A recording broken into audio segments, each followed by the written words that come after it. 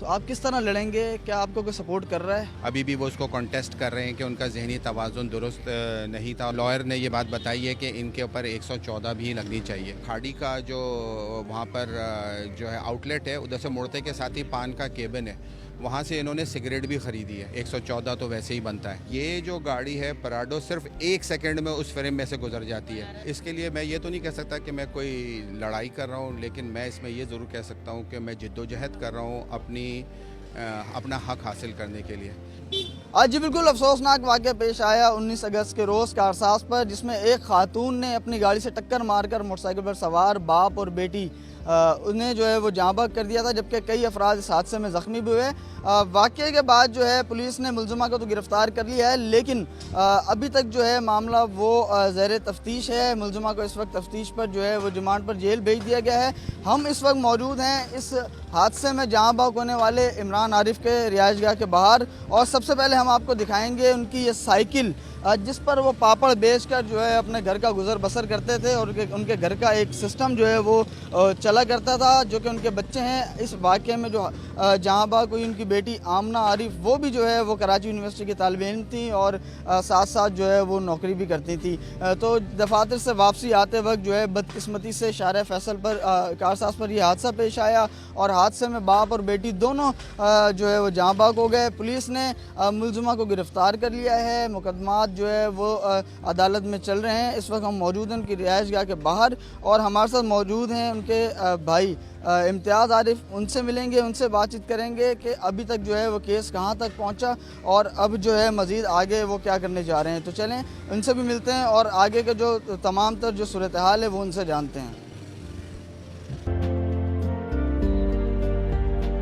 जी बिल्कुल, हम मौजूद हैं इमरान आरिफ के घर के बाहर। उनके छोटे भाई इम्तियाज़ आरिफ हमारे साथ मौजूद हैं। उनसे पूछेंगे कि अब तक जो है केस का क्या पोजीशन है, कहाँ तक पहुँचा, और जो बात की जा रही है दियत देने के हवाले से, उस हवाले से ये क्या कहेंगे, और जो FIR हुई है, जो उस वाक़े का मुकदमा हुआ है, उसमें क्या मज़ीद दफ़ाएँ भी जो है वो लगवाने जा रहे हैं। क्योंकि एक तरफ जो है पहले ही FIR जो दर्ज हुई थी उसमें एक दफ़ा जो है वो कम थी, जिसका इजाफा बाद में किया गया, जिसके तहत अब जो मुलज़िमा हैं वो बाकायदा रिमांड पर जेल में हैं। तो इसके साथ साथ ये भी करार दिया जा रहा था कि मुलज़िमा जहनी मरीज़ हैं, नफ्सियाती उनका पहले से ही इलाज चल रहा है। तो उस हवाले से क्या कहेंगे वो भी देखना है, क्योंकि डॉक्टर्स की रिपोर्ट जो आई थी उसमें उन्होंने क्लियर ही कहा था कि जो मुलज़िमा हैं वो बिल्कुल उनका दिमागी तवाज़ुन ठीक है।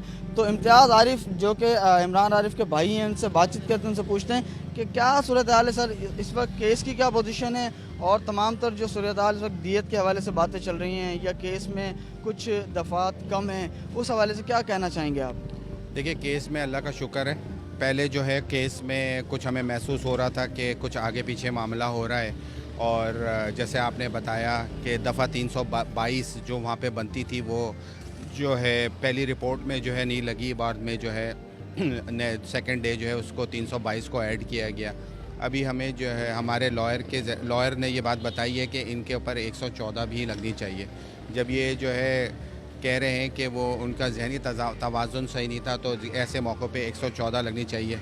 अभी भी वो उसको कॉन्टेस्ट कर रहे हैं कि उनका जहनी तवाज़ुन दुरुस्त नहीं था और वो ज़ेर इलाज थी, तो 114 तो वैसे ही बनता है। तो अब मैं किसी हद तक जो है मुतमईन हूँ जिस तरीके से पुलिस कार्रवाई कर रही है, और कुछ और भी ऐसे इदारे हैं जिन्होंने मुझे इस बात की यकीन दहानी कराई है कि वो यहाँ पर जो है हक़ और बातिल के फ़र्क में ज़रूर अपना किरदार जो है वो प्ले करेंगे। ठीक है। अच्छा, दियत के हवाले से जो बातें चल रही हैं, तो उस हवाले से क्या कोई फ़ैसला हुआ है, कोई दबाव डाला है कि आपके ऊपर कोई बात की गई है इस हवाले से?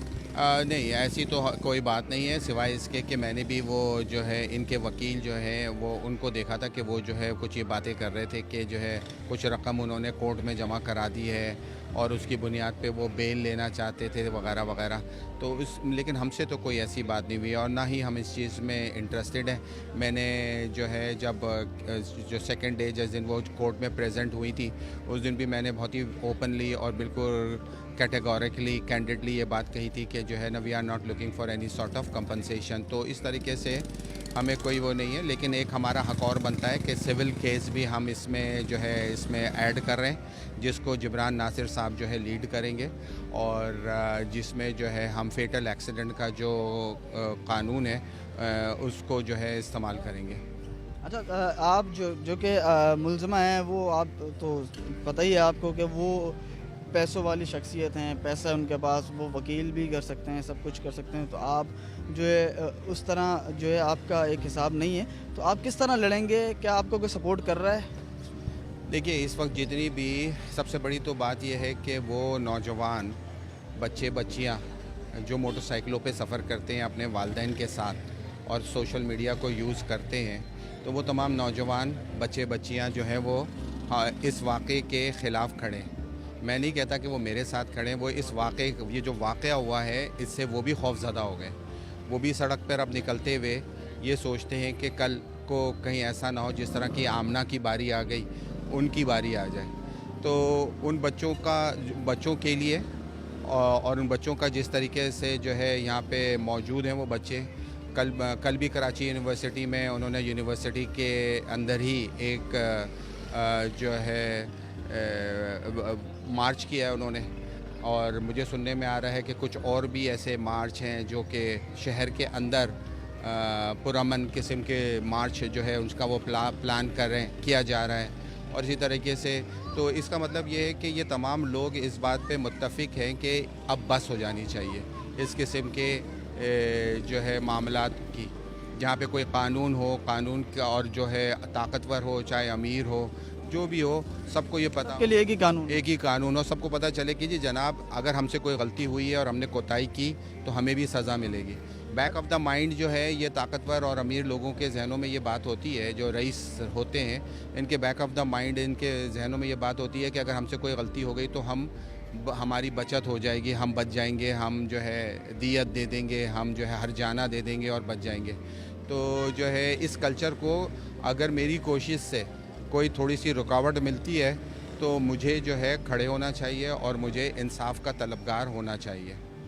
अच्छा, आपने उनकी वीडियोस देखी, मुलज़िमा जो नताशा है, फौरी हादसे के बाद, और हादसे की जो सीसीटीवी वगैरह है, 2 सीसीटीवी आ चुकी हैं, तो आपने ये सब कुछ देखा, तो उसमें आपको कुछ अलग सा लगा कि वो नफसियाती मरीज़ हैं या उन्होंने उस वक्त नशा कर रखा था?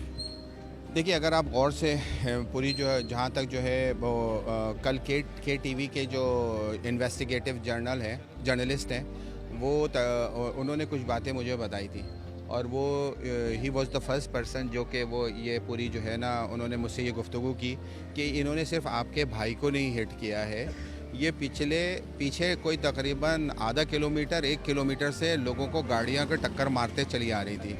वो जो आप कारसा जोर्स की सर्विस लेने, अगर उसको आप कोने में देखें, जो खाड़ी का जो वहाँ पर जो है आउटलेट है, उधर से मुड़ते के साथ ही पान का केबिन है, वहाँ से इन्होंने सिगरेट भी ख़रीदी है, वहाँ पर भी किसी को टक्कर मारी है। फिर वहाँ से वो आगे चली हैं तो गाड़ी को टक्कर मारी है, जो कि आज की जो CCTV जो फुटेज जो मिले हैं उसमें जो है वो चीज़ें हैं। और इसके अलावा जहाँ पे ये जो सिगरेट का केबिन है वहाँ पे डोम कैमरा भी मौजूद है।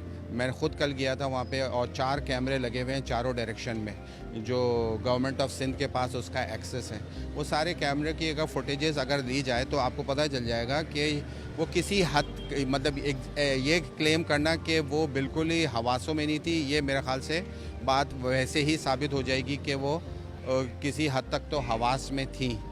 तो वो पूरी बात अगर आप देखें, वहाँ पे जो ऐनी शाहिद हैं उनमें से तो एक ने ये भी बात बताई कि ये जो है जब इन्होंने पहली टक्कर मारी है कि किसी मोटरसाइकिल वाले को, तो उसको चोट वोट तो कोई नहीं लगी ज़्यादा, लेकिन वो आया भी नहीं सामने। उसके साथ जो है वो ज़रा तल्ख़ कलामी भी हुई है, और साहिबा ने कोई अब्यूसिव लैंग्वेज भी इस्तेमाल की है जिसने वो बात बताई है। तो जो है उसके बाद ये आगे गई हैं, आगे जाके फिर उन्होंने वो आज जो वीडियो है जिसमें उन्होंने गाड़ी को टक्कर मारी है, जिसके साथ मोटरसाइकिल वाले को मारा है, और उसके बाद फिर वो आगे गई हैं, आगे जाके जो फ्रेम है उस फ्रेम में से मोटरसाइकिल जो है वो 5 सेकंड में गुजरती है, उसके पीछे जो गाड़ी जा रही है वो जो है 4 सेकंड में उस फ्रेम में गुजरती है, और ये जो गाड़ी है पराडो सिर्फ 1 सेकंड में उस फ्रेम में से गुजर जाती है। जब मैंने उस वीडियो को देखी तो मैं एकदम से मेरी मुंह से आवाज़ निकली अल्लाह करके, कि मैं खुद खौफजदा हो गया कि किस रफ्तार से ये खातून ये उस वक्त वहाँ पे गाड़ी चला रही थी, और इन्होंने बिल्कुल ज़रा भी ब्रेक लगाने की कोशिश नहीं की, और जो है ये कहना कि वो ब्रेक के बजाय एक्सेलेरेटर को दबा दिया तो उन्होंने, ये भी गलत बात है, ये भी गलत बात है। ये जो है जो कोई भी आम इंसान जो है वो वीडियो के फुटेजेस को देखेगा तो वो ईज़िली इसी कंक्लूजन पे निकलेगा जो मैंने इस वक्त कंक्लूड किया है।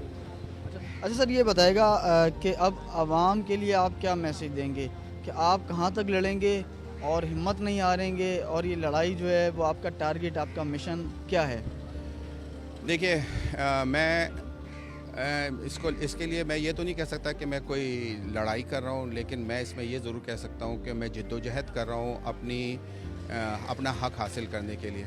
मेरा भाई, मेरी भतीजी, नौजवान भतीजी जो इस दुनिया से चली गई, वो उनका हक़ लेने के लिए, और जो है वो बच्चियाँ जो मोटरसाइकिलों में सफ़र करती हैं, यूनिवर्सिटी जाती हैं, कॉलेजेस जाती हैं, जॉब पे जाती हैं, अपने अब्बा के साथ जाती हैं, अपने भाइयों के साथ जाती हैं, वो हमने भी पूरी ज़िंदगी मोटरसाइकिलें चलाई हैं। ये इस किस्म के जो जितने भी, उनको सड़क पे आते वक्त जो है कम से कम ये तो महसूस हो कि हम किसी तरह से सेफ़ हैं। ठीक है, मोटरसाइकिल वाले भी गलती करते हैं बाज़ दफ़ा, लेकिन जो है नाहक यहाँ बहुत सारे ऐसे मौके होते हैं जहाँ पे मोटरसाइकिल वाले बड़े कानून के मुताबिक अपना सफ़र कर रहे होते हैं, लेकिन उसके बावजूद ऐसे दंदनाती फिरती हुई गाड़ियाँ जो हैं वो उनको कुचल के चले जाती हैं। तो इसको कहीं ना कहीं स्टॉप होना चाहिए, और इसको जो है कोई कानून जो हमारे यहाँ मौजूद है, जो बरसों से इस्तेमाल नहीं हुआ, उस कानून को इस्तेमाल में भी आना चाहिए। अच्छा, एक तरफ ये भी कहा गया है कि बग़ैर बताए वो गाड़ी लेके निकली। अगर घर वालों को पता है कि उनकी ज़हनी हालत ठीक नहीं है तो उन्होंने इस हालत में गाड़ी कैसे दे दी? तो इस हवाले से काफ़ी चीज़ें सामने आ रही हैं कि फिर जो ज़िम्मेदार हैं उनके ख़िलाफ़ भी कार्रवाई होनी चाहिए। तो इस हवाले से कोई मुतालबा करना चाहेंगे आप? जी बिल्कुल, हमने ये कहा है उनसे कि हमारे लॉयर ने जो IO साहब हैं उनसे दरख्वास्त की है कि आप इसमें दफ़ा 114 बनती है इसकी, वो इसमें आप लगाएं। अब ये देखिए, तमाम दफ़ाओं का मुझे कोई पता ही नहीं था।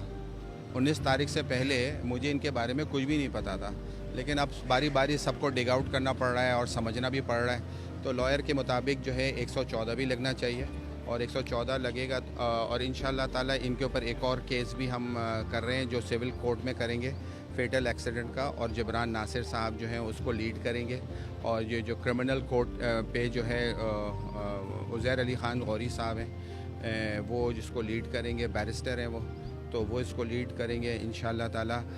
उम्मीद अल्लाह ताला से है, और इस दुनिया में मौजूद जो वो नेक फ़रिश्ते लोग हैं उनसे उम्मीद है कि वो हमारे साथ हक़ के लिए खड़े रहेंगे, और जो है फ़ैसला इंशाअल्लाह ज़रूर होगा।